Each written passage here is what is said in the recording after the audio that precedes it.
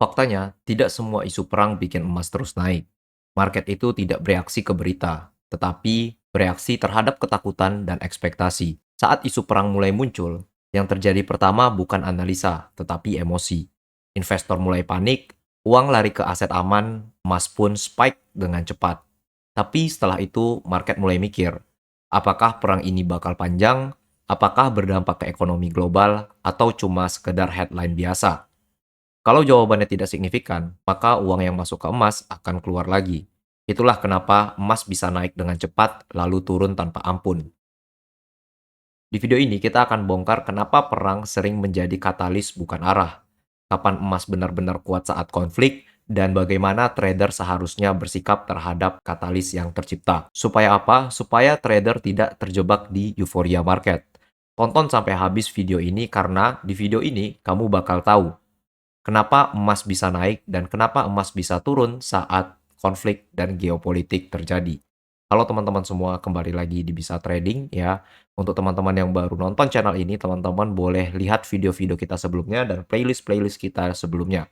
Karena di sana saya berikan ya cara trading tidak hanya dari segi technical analysis, tetapi saya berikan juga edukasi dan informasi mengenai fundamental analisis. Dan untuk teman-teman ya, kita memiliki komunitas di Telegram, jadi teman-teman bisa masuk ke komunitasnya melalui link yang ada di deskripsi.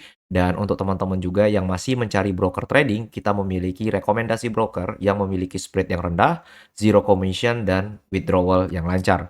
Yang pastinya ini bisa membantu teman-teman untuk bisa mendapatkan keuntungan yang besar di market. Jadi di video kali ini kita akan bahas mengenai ya perang dan geopolitik. Ya, kenapa gold jadi rebutan ya ketika perang terjadi dan headline mengenai geopolitik itu muncul di kalangan investor, teman-teman. Ya, alasannya bukan karena berita, ya tetapi karena ketakutan yang terjadi. Kita masuk ke slide yang pertama, teman-teman. Ya, kenapa perang selalu bikin market takut, ya. Jadi teman-teman, ya perang itu adalah ketidakpastian yang besar. Ya, ketika perang terjadi atau geopolitik terjadi, maka ekonomi global akan terganggu. Ya, jalur perdagangan terhambat. Ya, karena perang ya atau geopolitik yang terjadi ini kan oleh dua negara biasanya atau lebih. Ya, jadi contoh lah kayak misalnya negara Venezuela dengan Amerika yang terbaru ini. Ya, pasti jalur perdagangannya itu terhambat, teman-teman, karena ekspor minyak itu sudah dipegang oleh Amerika. Ya, dan yang ketiga itu adalah stabilitas keuangan terancam. Ya, masalah utamanya investor sangat tidak suka dengan ketidakpastian. Oleh karena itu, ya, ketika geopolitik atau perang terjadi, ya modal keluar dari aset berisiko. Khususnya ya negara-negara yang terdampak perang tersebut. Jadi kalau teman-teman lihat indeks harga saham gabungannya, contoh kayak misalnya Amerika ya S&P 500, itu S&P-nya bakalan turun, teman-teman ya. Yang dimana itu adalah pertanda outflow dari S&P 500. Karena apa? Karena perang. Terus yang kedua ya volatilitas naik. Ya, jadi proses di mana uang keluar dan masuk itu menjadi meningkat, teman-teman ya. Investor akan menduga-duga ke depannya ini bagaimana.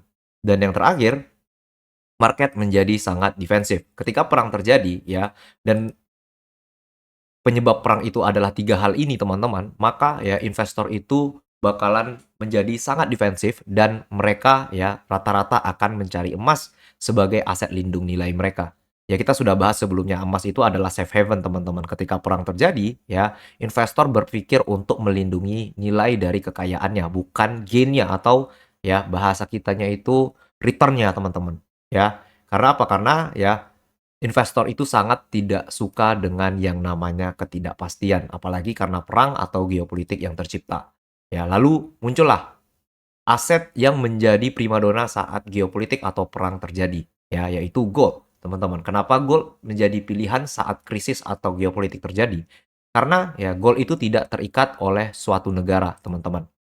Lalu ya tidak bisa dicetak seperti uang. Kita tahu bahwa supply gold ya atau ketersediaan gold di pasar itu sangat terbatas, teman-teman. Ya, dan dia juga tidak bisa dicetak terus-menerus seperti uang. Ya, kalau uang kan bebas ya, namanya juga fiat currency, dicetak dengan sesuka hati oleh sebuah bank sentral. Kalau gold berbeda. Ya, dan yang terakhir ya diakui dan dipercaya secara global sebagai aset, teman-teman. Jadi kalau misalnya teman-teman di Amerika terus S&P-nya jatuh, terus uangnya ya atau dolarnya itu mulai jatuh, teman-teman. Teman-teman pegang gold, lalu teman-teman bawa gold teman-teman ini ke Eropa, teman-teman tetap bisa jual gold teman-teman. Karena ya gold ini menjadi salah satu alat tukar yang paling dipercaya di dunia, teman-teman. ya. Lalu bagaimana implikasi ke market ya saat perang atau krisis terjadi? Ketika perang ya dan krisis terjadi, maka demand gold akan naik. Ya, investor cenderung ya mencari perlindung nilai dari kekayaan mereka. Makanya ya ketika perang dan krisis terjadi, harga gold itu selalu menguat, teman-teman. Begitu. Ya, ini adalah contoh sederhana ketika perang dan krisis terjadi. Intinya, ketidakpastian itu akan selalu membuat gold menjadi primadona, teman-teman. Karena investor ya melihat gold itu bukan sebagai alat return atau aset yang memberikan mereka return yang besar, tetapi memberikan mereka ya lindung nilai yang lebih besar daripada aset beresiko, teman-teman. Nah, kita masuk ke jenis konflik yang menggerakkan harga gold. Jadi ada beberapa konflik, teman-teman, ya yang saya rangkum di sini supaya teman-teman mengerti kenapa gold bisa naik dan turun ketika konflik ini keluar, teman-teman, ya. Jadi teman-teman bisa catat. Yang pertama itu adalah perang antar negara. Kayak apa? Kayak Israel sama Palestina. Itu yang pasti itu, teman-teman. Terus apa? Ya, Ukraine sama Rusia. Yang baru-baru ini kan ada Iran ya, teman-teman, sama Greenland ya. Itu juga bisa membuat eskalasi ya dan juga membuat gold menjadi primadona kembali di pasar. Terus yang kedua ada perang energi ya, minyak dan gas. Ini Venezuela, teman-teman, ya. Spesifiknya ini Venezuela. Penangkapan ya Nicolas Maduro itu membuat perang energi antara Amerika dengan Venezuela meningkat ya, dan ujung-ujungnya apa, teman-teman lihat nanti ya. Kita lihat nanti di chart. Emas mengalami kenaikan yang sangat signifikan. Dan yang terakhir itu adalah ancaman ke sistem keuangan global seperti krisis ya atau misalnya bubble, teman-teman. Ya, kalau misalnya teman-teman lihat nanti di chart atau di sejarah itu ada beberapa bubble yang sempat pecah, teman-teman, ya. Salah satunya dot-com bubble ya, yang dimana dot-com bubble itu membuat banyak sekali investor-investor mengalami kerugian, dan investor yang cepat menanggapi hal tersebut mereka akan memilih emas. Ya, itu terjadi di tahun 2000-an, teman-teman. Itu ada namanya dot-com bubble ya, yang dimana ketika ketidakpastian global naik, maka ya market akan risk off, ya akan cabut dulu ya atau tarik uangnya, atau bahasanya itu withdrawal dulu, dia WD dulu ketika ketidakpastiannya naik ya, karena tiga hal ini, teman-teman, perang ya, geopolitik, atau misalnya ancaman terhadap ke sistem keuangan global, maka besar kemungkinan pasar dunia ya, pasar makro, pasar global itu, pasar saham global itu bakal risk off. Ya ketika pasar globalnya itu risk off, maka kan uang keluar dari saham ya, teman-teman ya. Kemudian mereka akan mencari gold sebagai aset pelindung nilai. Makanya ketika risk off terbentuk di pasar atau mencuat di pasar, teman-teman. Jadi yang awalnya naik kayak gini dia bisa turun, ini adalah risk off. Tiba-tiba goldnya naik signifikan karena arus uang atau capital flow-nya itu lari ke emas. Ya, jawabannya sangat simpel karena ketidakpastian. Ya, cukup jelas, teman-teman. Ya, jadi kita masuk ke slide selanjutnya mengenai ya kenapa gold kadang naik sebentar saja. Ya, ada beberapa faktor, teman-teman, dan beberapa penyebab utamanya. Kalau teman-teman lihat, ya ini adalah contoh charting gold ya. Kita gambarnya di sini, goldnya naik karena perang, tiba-tiba dia swipe ke bawah, ke bawah sini, ya dia lewatin area open sentimennya itu, dan yang ada market lanjut turun, teman-teman. Nah, kayak gini. Ada banyak banget case, teman-teman, yang teman-teman bisa lihat. Salah satu case-nya itu ketika Jerome Powell itu mau dipecat sama Trump, teman-teman, tetapi dibantah ya oleh Trump. Ujung-ujungnya market malah turun, dan di sini banyak sekali trader yang mengalami likuiditas. Itu terjadi di tahun lalu di 2025, teman-teman, ya. Jadi kita bahas satu-satu nanti. Jadi pastikan ya teman-teman stay di video kali ini. Dan apa yang terjadi ya, dan penyebab utamanya itu salah satunya market sudah price in sejak awal. Ya, yang artinya market bergerak sebelum beritanya keluar, teman-teman. Ya, dia udah naik dulu ke atas ya. Ketika beritanya keluar, marketnya malah tidak merespon apa-apa. Karena gini, market itu sudah menduga ya hal ini bakalan terjadi. Makanya mereka ambil curi start dari awal, guys. Ya, terus yang kedua, konfliknya tidak eskalasi. Yang artinya contoh ya, kalau misalnya konfliknya itu perang, kalau misalnya cuman omongan doang, kita akan serang negara A misalnya, tapi tidak ada follow up seperti ditembakkannya misil atau invasi, teman-teman, ya, maka goldnya bisa turun. Jadi tidak ada eskalasi bahasanya. Terus yang ketiga, fokus investor kembali ke data ekonomi. Ya, ini biasanya geopolitik yang terjadi ketika FOMC ataupun keputusan suku bunga. Ini biasa terjadi nih, teman-teman, ya. Dia naik dulu kata sebentar, habis itu dibantai lagi turun ke bawah.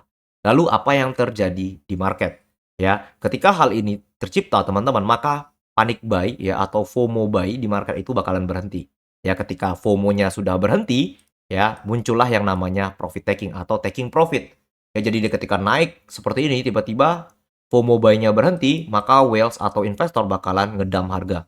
Mereka bakal taking profit. Karena apa? Karena sebenarnya market sejak awal itu sudah price in, ya.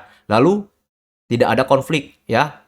Eskalasi konflik itu nggak ada. Dan yang terakhir, investor kembali ke data ekonomi. Makanya ketika harga naik seperti ini, ya, tiba-tiba turun, coba deh teman-teman lihat. Apakah konfliknya itu eskalasi atau market sudah price in dari awal? Ya, salah satu penyebab market price in dari awal selain perang teman-teman atau konflik geopolitik itu adalah keputusan suku bunga. Nantilah kita bahas di video berikutnya. Karena ini seru banget, guys. Oke, dan yang terakhir ya gold terkoreksi atau bahkan sideways, teman-teman. Jadi intinya gold itu bergerak bukan karena berita, tetapi karena ekspektasi, ya, ekspektasi dari siapa? Dari investor dan para whales ini teman-teman ya, pemegang uang-uang yang besar ini. Sebenarnya ya itu bisa kita pelajari dengan pola-pola market ya dan juga pola kita sebagai manusia karena whales atau investor besar ini, the big money-nya ini teman-teman, itu juga manusia. Mereka juga ada sisi serakah, mereka juga ada sisi FOMO teman-teman. Jadi kita bisa pelajari ya human nature dari setiap investor ini. Lalu ya bagaimana sikap trader saat berita perang? Ya, yang pertama itu teman-teman jangan FOMO dulu, ya. Terus yang kedua, tunggu reaksi market, ya, bukan judul beritanya. Dan yang ketiga, lihat sentimen lanjutannya. Apakah sentimen lanjutan itu membuat risk on atau risk off? Ya, dan yang terakhir, fokus ke risk management. Karena apa, teman-teman? Karena ketika berita perang ini mencuat di pasar, ya, market itu akan bergerak sangat liar, teman-teman. Yang bisa menyelamatkan teman-teman, ya, apalagi kita yang trading cuma $100, $50, atau bahkan $1.000, yang terpenting untuk kita itu adalah survive di marketnya. Ya, makanya kita selalu fokus ke risk management. Ya, selalu utamakan risk management. Gunakan stop loss sesuai dengan range, tetap gunakan setup terbaik ya, atau misalnya teman-teman bisa batasin dengan meminimalisir transaksi di hari itu. Dan ini adalah mindset pentingnya teman-teman ya. Yang pertama itu adalah berita itu bukan pemicu arah ya. Pertama itu adalah berita bukan pemicu arah. Yang kedua, market selalu konfirmasi dulu. Ya, konfirmasi seperti apa? Konfirmasi contoh kayak perang ya kan, perangnya keluar, terus marketnya konfirmasi nih. Ya, ini beneran perang nih ya. Dan eskalasi keluar. Ya dia retest dulu ke bawah, habis itu dia terbang lagi ke atas. Dan yang terakhir ya, yang paling penting teman-teman utamakan keselamatan teman-teman dulu. Ya, fokus ke risk management, membatasi trading, ya, menggunakan lot yang lebih baik, ya, bisa mengecilkan lotnya seperti itu, ya, daripada teman-teman benar di market. Jadi selamat lebih penting daripada benar, ya, ketika berita perang ini muncul. Ya, tugas trader bukan menebak perang, tetapi membaca reaksi dari market. Kalau teman-teman bingung, langsung kita masuk ke chartnya aja teman-teman ya. Kita langsung masuk ke chartnya aja di XAU USD. Nah, teman-teman, ya ini adalah contoh dari market yang mengalami eskalasi di perang, teman-teman. Jadi, ya salah satu indikator yang bisa kita gunakan, ini saya catat dulu ya supaya kalian mengerti. Kalau misalnya perang keluar, ya berita perang ya, berita geopolitik, ya apapun lah itu, perang, krisis, ya atau misal pun perang energi, ya geopolitik lagi, geopolitik, ya. Yang pertama kalian lihat itu adalah reaksi marketnya, ya. Reaksi market itu bagaimana? Apakah reaksi marketnya bullish atau bearish? Ya, itu yang pertama. Ya. Terus yang kedua, kalian lihat ya, ketika reaksi marketnya bullish deh contohnya, kalian harus ya menggambar struktur pasar ya. Struktur pasar teman-teman. Ya, struktur pasarnya harus benar-benar jelas.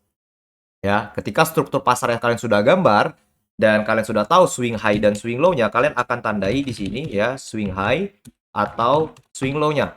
Ya, ketika kalian sudah dapat swing high dan swing low-nya, maka kalian bisa konfirmasi ya dengan breakout. Ya, ini adalah konfirmasi terbaik ya ketika kalian mau trading saat news-news besar seperti ini. Kalau teman-teman masuk ke komunitas kita, maka teman-teman akan dapat yang namanya market insider. Di market insider ini saya selalu sampaikan ya mengenai data dan juga fundamental dari harga gold ya, yang dimana kemungkinan hari ini market akan naik atau akan turun. Ini adalah chart di Januari 16. Di sini kita berikan ya momentum untuk buy the dip dari gold, di mana ya salah satu alasan utamanya itu adalah penangkapan ya dari Nicolas Maduro dan juga teman-teman keinginan Amerika untuk take over Greenland, teman-teman. Ya, di mana dia di sini? Ya, ini dia harganya.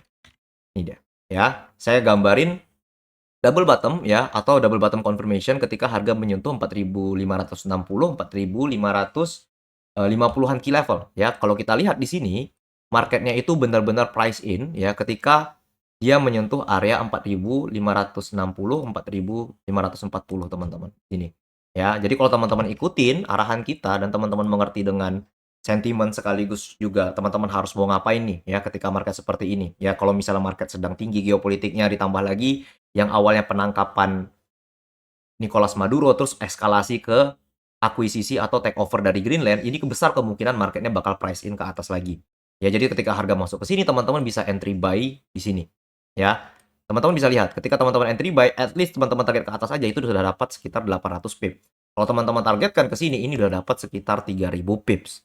Ya, ini hanya memanfaatkan market insider dari kita. Jadi untuk teman-teman yang belum masuk, langsung aja klik link yang ada di deskripsi.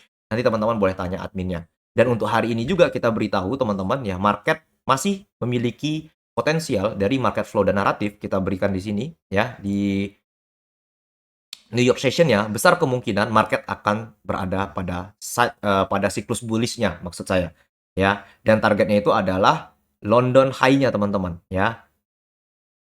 Bukan pergerakan liar, tapi tren yang continuation. Jadi banyak banget ya informasi-informasi yang bakal kalian dapat, yang pastinya ya informasi ini bisa kalian gunakan untuk tradingan kalian sehari-hari.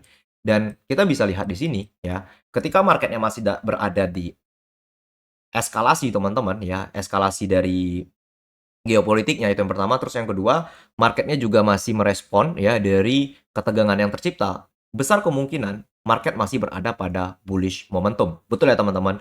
Dan di sini saya juga sampaikan ya bahwa di London Session ada kemungkinan spike turun dulu ya untuk mencari likuiditas ya, dan teman-teman bisa cari area idealnya untuk entry buy yaitu area demand zone-nya ini. Ya ketika harga turun seperti ini, teman-teman lihat di sini harganya naik sampai ke atas. Selain itu, kita juga berikan ya yang namanya signal trading, teman-teman ya. Untuk hari ini kita down 460 pips di mana kita entry ya di area 4.928. Ya, jadi kita berikan analisa, kita juga berikan entry signalnya di sini ya. Stop loss-nya di sini dan take profit-nya itu di sini, teman-teman. Di sini ya. Nah, berarti harga sudah naik sekitar ya 500 pips. Ini adalah bentuk ya ketika teman-teman memahami pergerakan harga ya dan juga mengerti kenapa harga emas itu naik ketika geopolitik terjadi, teman-teman. Cukup jelas ya? Ya, jadi tetap gunakan yang namanya itu konfirmasi, teman-teman ya. Teman-teman lihat dulu beritanya ya, reaksi marketnya itu bullish atau bearish. Ya, kalau kayak gini kan sebenarnya udah bullish banget nih. Ya, dari bawah ini kita udah call nih. Jadi udah naik, dia udah bullish banget. Dia buat all time high terbarunya. Di sini dia tak cari likuiditasnya untuk retest area di levelnya, dia terbang lagi ke atas. Ya, kalau misal teman-teman ragu, teman-teman bisa tandain area resistance. Ini area resistance kan. Ketika area resistance-nya di break, ya apalagi kayak sini ya, open market di break, teman-teman tinggal re-continue buy ketika breakout dari base-nya ini. Kenapa? Karena marketnya masih price in. Banyak banget trader ya yang mencari area gap ini untuk area target sell mereka. Sedangkan saya sudah sampaikan sebelumnya ya di education kita teman-teman, kalau teman-teman masuk ya di sini teman-teman akan dapat yang namanya education. Ya di education ini teman-teman bisa mendapatkan informasi-informasi dan juga edukasi. Ya ini lengkap satu videonya bisa sampai 30 menit, 40 menit saya buat ada sekitar 30 video yang membantu teman-teman trading dari awal sampai teman-teman bisa trading mandiri. Ya. Di sini saya sampaikan ya, di video itu saya sampaikan bahwa gap ini ditutup kecil kemungkinan ya ketika gap tercipta karena geopolitik. Ya, saya sudah bahas berkali-kali 1822 itu adalah geopolitik antara Israel dengan Hamas. Sampai sekarang kan belum ditutup. Ya. Dan ini juga karena geopolitik, teman-teman. Ya, makanya selain teman-teman tahu ya technical analisisnya, teman-teman juga wajib mengerti dari sentimen serta narasi yang tercipta di pasar. Ya. Cukup jelas, teman-teman? Nah, itu adalah sikap kita sebagai trader ketika berita perang keluar di pasar. Saya langsung berikan contohnya, saya langsung berikan contoh signalnya, saya langsung berikan contoh market insidernya. Jadi gini teman-teman ya, yang kita berikan di komunitas itu bukan signal saja. Ya, signal itu hanya bonus. Yang paling penting apa? Yang paling penting kalian dapat informasi terbaik. Supaya kalian bisa manfaatkan informasinya untuk tradingan kalian sehari-hari. Karena apa? Karena ya trader yang lebih cepat mendapatkan informasi dan pastinya informasinya itu bagus, ya, dia bakalan lebih survive di market, teman-teman. Jadi kita sampailah ya ke kesimpulan di video kali ini, teman-teman, mengenai ya geopolitik dan perang. Yang pertama itu ya, perang itu adalah katalis ya, bukan penentu arah. Jadi teman-teman tetap wajib konfirmasi dengan technical analysis dan price action dasar aja. Ya, ketika gold naik karena ketakutan, ya, itu bukan karena berita, tetapi dari ekspektasi dan juga psikologi dari investor. Tidak semua konflik berdampak ya besar terhadap harga emas. Karena apa? Karena kita sudah bahas beberapa case di mana harga emas itu naiknya bentar habis itu dihajar lagi turun. Ya, kalau teman-teman masih bingung, teman-teman boleh cek ketika Donald Trump ingin memecat Jerome Powell. Dan setelah itu dibantah oleh Donald Trump, teman-teman lihat harganya itu sempat naik ke atas lalu turun sangat signifikan ke bawah, ya. Dan ketika geopolitik serta krisis muncul teman-teman, yang paling penting itu adalah tenang, ya. Tenang lebih penting daripada ya teman-teman cepat dapat profit, ya. Karena sejatinya market itu menghargai trader-trader yang disiplin, bukan trader-trader yang trading dengan emosi.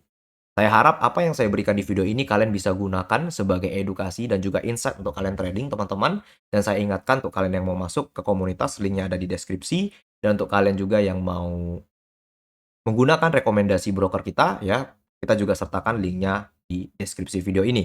Karena di sana kita berikan semua ya secara transparan dan up to date, teman-teman. Sampai jumpa di video berikutnya. See you guys in the next video. Bye-bye.